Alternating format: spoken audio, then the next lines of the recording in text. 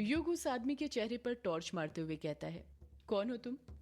Torch की रोशनी से उस आदमी की आंखें चौंधी आ जाती हैं। वो अपने दोनों हाथ अपने चेहरे पर रख लेता है। उस आदमी ने अपने एक हाथ में देशी शराब की बोतल पकड़ी हुई थी जिसमें चावल की बनी हुई दारू रखी हुई थी। युग को अभी भी उस आदमी का चेहरा नहीं दिख पाया था। युग फिर उस आदमी से पूछता है, बोलो कौन हो तुम? जब वो आदमी अपने चेहरे पर से हाथ हटाता है तो युग देखता है कि वो आदमी कोई और नहीं बल्कि रोंका मुचा गांव का सरपंच रतनपाली था।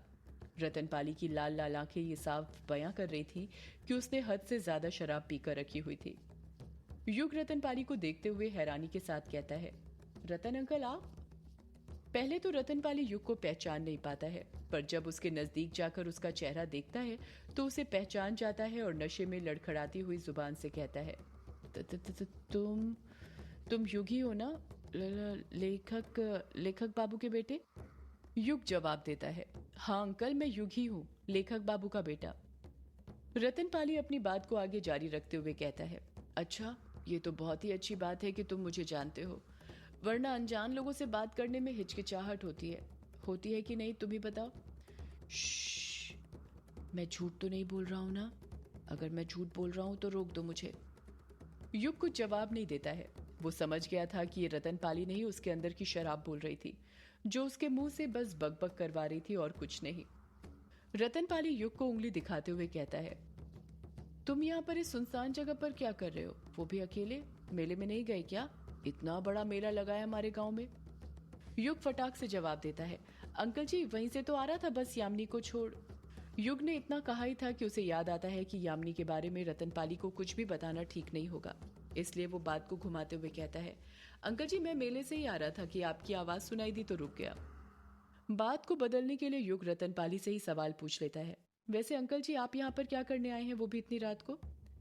रतनपाली फुसफुसाते हुए धीरे से कहता है, मैं यक्षिणी से बदला लेने आया हूँ। युग हैरानी के साथ पूछता है, बदला? पर किस बात का अंकल जी?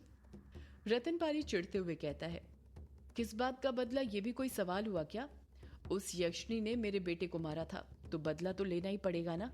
क्या तुम नहीं लेना चाहते यक्षिणी से बदला अपने पापा की मौत का? लेखक बाबू को भी तो उस यक्षिणी ने ही मारा था ना। रतनपाली युग के अंदर यक्षिणी के खिलाफ आग भरना शुरू कर देता है। युग कुछ जवाब नहीं देता है। वो जानता था रतनपाली नशे में है इसलिए कुछ भी बड़बड़ा रहा है, पर सच तो ये भी था कि पहले यक्षिणी को लेकर उसके अंदर भी बहुत नफरत भरी हुई थी, पर यामिनी के साथ रहते रहते वो नफरत अपने आप मिटने लग गई थी। रतनपाली फिर कहता है, बहुत हवस भरी है ना उस यक्षिणी के अंदर, मैं उसकी सारी हवस मिटा दूंगा। युग बड़बड़ाता है, ये अंकल जी को भी ना पता नहीं बुढ़ापे में क्या भूत सवार हो गया, यहाँ पर बॉडी के सारे नट ढीले पड़े हुए हैं और ये है कि यक्षिणी की हवस मिटाने चले हैं, ये जानते हुए भी कि इनसे कुछ नहीं होने वाला है। रतनपाली कहता है, तुमने कुछ कहा बेटा? युग बात को बदलते हुए कहता है, हाँ अंकल जी, मैंने कहा मैं निकलता हूँ, वो मेले में डांस कर करके बहुत थक गया हूँ इसलिए नींद आ रही है। अच्छा ठीक है बेटा, पर मिलते रहना। तुम तो मुझसे मिलते ही नहीं हो, पता नहीं क्या नाराजगी है तुम्हें हमसे। इतना कहकर रतनपाली ने अपना एक कदम आगे बढ़ाया ही था कि उसके पैर लड़खड़ा जाते हैं और वो धड़ाम से रेत पर गिर पड़ता है। उसके पसीने से भरे चेहरे पर रेत चिपक जाती है। रतनपाली के गिरते ही युग उसे उठाने लग जाता है। अरे अंकल जी आप ठीक तो है ना? रतनपाली उठने की कोशिश करते हुए कहता है, अरे कमर टूट गई रे मेरी तो। रे रतनपाली उठने की कोशिश तो करता है पर उठ नहीं पाता है। युग घबराते हुए कहता है, अंकल यदि ज्यादा दर्द हो रहा है तो मैं किसी को मदद के लिए बुलाऊं क्या? रतनपाली युग को मना करते हुए कहता है, अरे इसकी कोई जरूरत नहीं है, इतनी कमजोर भी नहीं है मेरी हड्डियां, ये दर्द तो अभी चले जाएगा। इतना कहकर रतनपाली शराब की बोतल को लेटे लेटे ही अपने मुंह से लगाता है, एक दो घूंट पीता है और झट से रेत पर से उठकर बैठ जाता है। युग को रतनपाली के पास से शराब की बहुत गंदी गंध आ रही थी, इसलिए वो अपने दोनों हाथों से चुपके से अपनी नाक बंद करने लग जाता है। रतनपाली युग से कहता है, तुम न युग बेटा बहुत अच्छे हो, अपने पिता की तरह। वो भी तुम्हारी तरह थे, हमेशा दूसरों की मदद करते रहते थे। मुझे जब पता चला था ना कि तुम आए हो, मैं उसी वक्त तुमसे मिलने आने वाला था, पर। इतना कहकर रतनपाली चुप हो जाता है। युग हैरानी के साथ पूछता है, पर क्या अंकल जी? पर उस दिलीप के कारण नहीं आ पाया। अगर उसे पता चलता कि मैं तुमसे मिलने आया हूं तो वो बहुत ही गुस्सा करता। वो ना जलता है बहुत तुमसे, तुम्हारे पिता से भी जलता था और तुमसे भी जलता था। युग रतनपाली के पास ही बैठने लग जाता है ताकि उसको अपनापन लगे और रतनपाली उसको और राज की बात बताए। युग रतनपाली से पूछता है, बड़े पापा मेरे पापा से जलते थे पर क्यों? रतनपाली दिलीप के खिलाफ भी युग के कान भरना शुरू कर देता है।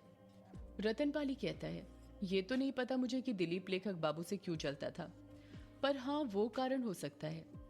युग हड़बड़ाहट के साथ पूछता है, कौन सा कारण अंकल जी? तुम्हें तुम्हारे मम्मी पापा के बारे में नहीं पता क्या? क्या नहीं पता? अरे यही कि तुम्हारे मम्मी पापा की, वो क्या बोलते थे इंग्लिश में, हाँ लव मैरिज, वो ही हुई थी। तुम्हारे पापा जब गांव लौटे थे तो शहर से शादी करके आए थे। हो सकता है कि यही बात दिलीप को पसंद नहीं आई हो और वो लेखक बाबू को पसंद नहीं करता हो। युग एकचित होकर रतनपाली की सारी बातें सुन रहा था।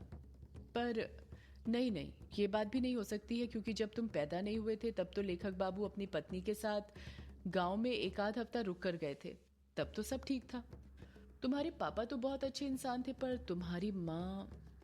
शराब के नशे में होने के कारण रतनपाली आधी अधूरी बातें कर रहा था और उसे पूरा किए बिना ही दूसरी बात शुरू कर देता था। युग रतनपाली से पूछता है, पर मेरी माँ क्या अंकल जी?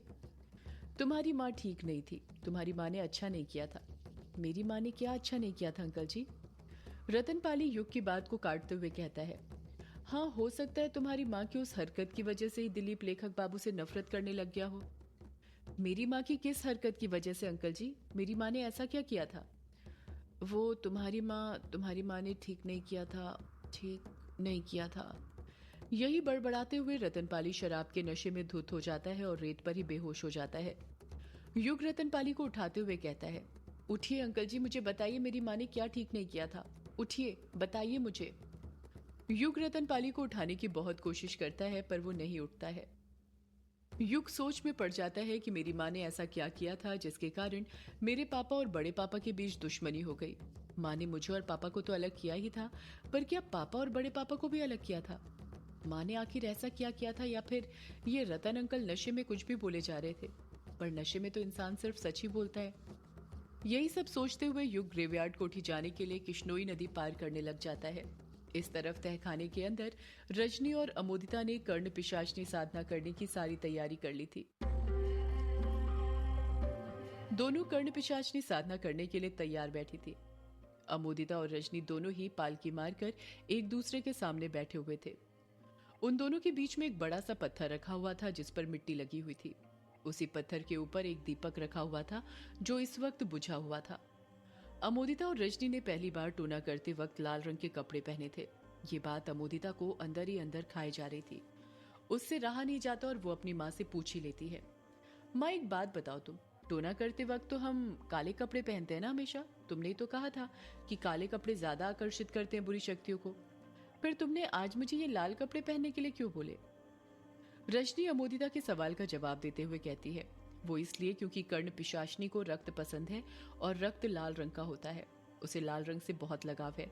लाल कपड़े पहनने से वो जल्दी प्रसन्न होती है।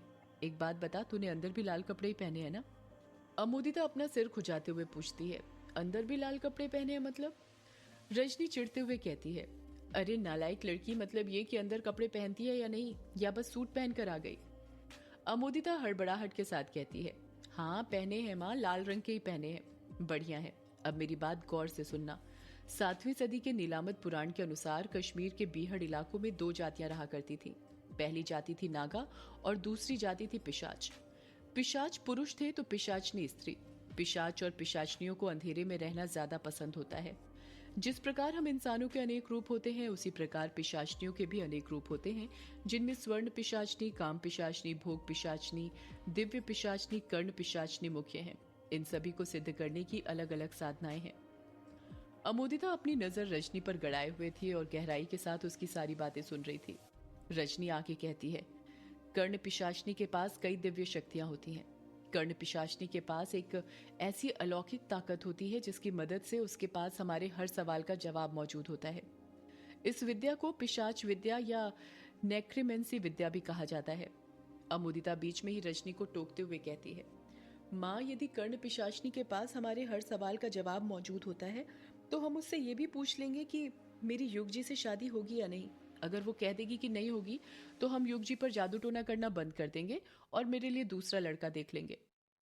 रजनी गुस्सा करते हुए कहती है, अरे नालायक कर्ण पिशाचनी, बस हमें किसी का अतीत और वर्तमान बता सकती है, भविष्य नहीं। अगर कोई साधना भविष्य बता सकती तो ये दुनिया कब की पलट जाती। याद रखना, कर्ण पिशाचनी सिर्फ अतीत और वर्तमान के ही सवालों का जवाब देगी, उससे कोई फालतू सवाल मत पूछना। अरे मैं भी ये क्या बोल रही हूँ, पूछना नहीं सोचना। अमोदिता मुंह बनाते हुए बोलती है, सोचना मतलब माँ? मतलब ये कि मन में सोचना, कर्ण पिशाचनी से बात करने की जरूरत नहीं होती है। हम मन में जो सवाल सोचते हैं वो खुद हमारे कान में आकर उसका जवाब पैसा की भाषा में दे देती है। अमोदिता बिचकते हुए कहती है, माँ ये पैसा की भाषा कौन सी होती है? भूतों की भाषा को पैसा की भाषा कहा जाता है। इस बात को इस्लाम ने भी अपनाया है। इस्लाम धर्म में भी कई तरह के चिन्ह पैसा की भाषा में ही मिलते हैं। पर माँ मुझे तो पैसा की भाषा आती ही नहीं, फिर मुझे कैसे पता चलेगा कि कर्ण पिशाचनी ने क्या जवाब दिया? अरे उसकी फिक्र मत कर, कर्ण पिशाचनी उसी भाषा में जवाब देती है जिस भाषा में हम उससे सवाल पूछते हैं। एक और बात, जब कर्ण पिशाचनी हमारे कानों में जवाब देती है तो उस वक्त हमारे कानों से हमारी शरीर की ऊर्जा भी खींच लेती है, और यदि लगातार सवाल पूछते गए तो कानों के जरिए ही हमारा रक्त भी पी लेती है। इसलिए सवाल सिर्फ मैं पूछूंगी, तू कुछ मत पूछना। पहले तो अमोदिता रजनी की खून पीने वाली बात सुनकर डर जाती है, पर थोड़ी ही देर बाद बड़ी हिम्मत से पूछती है, पर माँ फिर तो आपको ही जवाब सुनाई देंगे, मैं तो कर्ण पिशाचनी की आवाज भी नहीं सुन पाऊंगी। अरे नहीं, ऐसा कुछ नहीं होगा। भूल गई हम दोनों सौदाइन हैं, तो इसका फायदा तो होगा ही ना हमें। हम दोनों ही उसकी आवाज सुन पाएंगे और सवाल भी पूछ सकेंगे। पर पहले ही मैं कह चुकी हूँ, बस मैं सवाल पूछूंगी, तू नहीं। रजनी की बात सुनकर अमोदिता का छोटा सा मुंह हो जाता है। अमोदिता मन ही मन बड़बड़ाती है, ये माँ ना जब देखो होशियारी झाड़ती रहती है, पता नहीं क्या समझती है अपने आप को, मुझे तो कभी कुछ करने ही नहीं देती। रजनी चिढ़ते हुए कहती है, वो इसलिए क्योंकि मैं होशियार हूँ और तू नालायक। तू शायद भूल रही है, मैं सौदाइन हूँ और मैं तेरे मन की बात सुन सकती हूँ।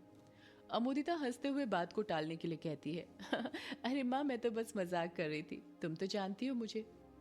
रजनी मुंह बनाते हुए कहती है, मैं अच्छे से जानती हूँ तेरा मजाक। याद रखना, कोई गलती हुई तो मैं तुझे छोड़ूंगी नहीं।